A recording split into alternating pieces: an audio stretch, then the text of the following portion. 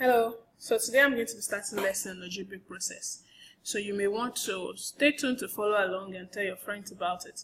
Now, the first thing I would like to explain is the use of letters in algebra. Why all the X and Y and M and any letter? Why don't you just use figures or something not as abstract? The number one reason, very logical, is that imagine if you have to, let's say I have 2 watermelons plus 3 elephants plus 4 goats, and I have to always draw the watermelons and draw the elephants and draw the goats, that will take a long time, and sometimes what you're even trying to draw may not express what you want to say.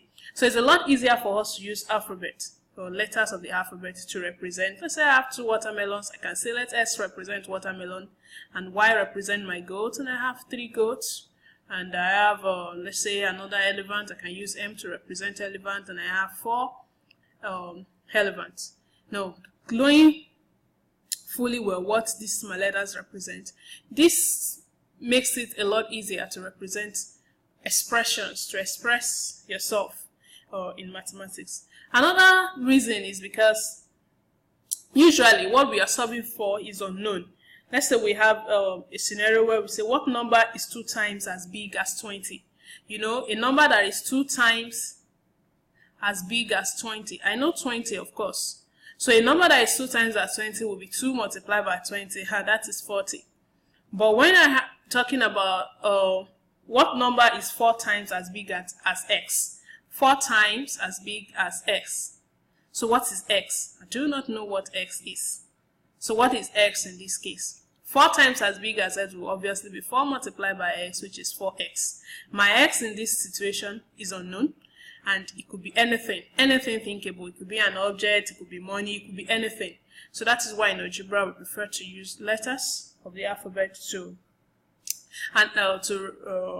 represent objects or relationships. Now, the third reason is we use letters to express relationships. For instance, if I have a case where I say a student has 2 pencils, if someone borrows 1 pencil, how many will she have left? I know she has 2 pencils originally. Now somebody borrows 1 minus 1 pencil. I know now she has 1 pencil left. But now I have, if someone then gives her some pencils, now she has 1 pencil left, and now someone is giving us some pencils.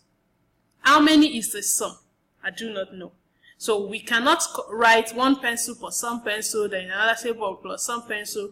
We can easily represent this sum with a letter. So now more or appropriate, you have 1 plus x, which equals is t actually 1 plus x. So maybe later in future you find out how many pencils was actually given to her. This x could now be 2.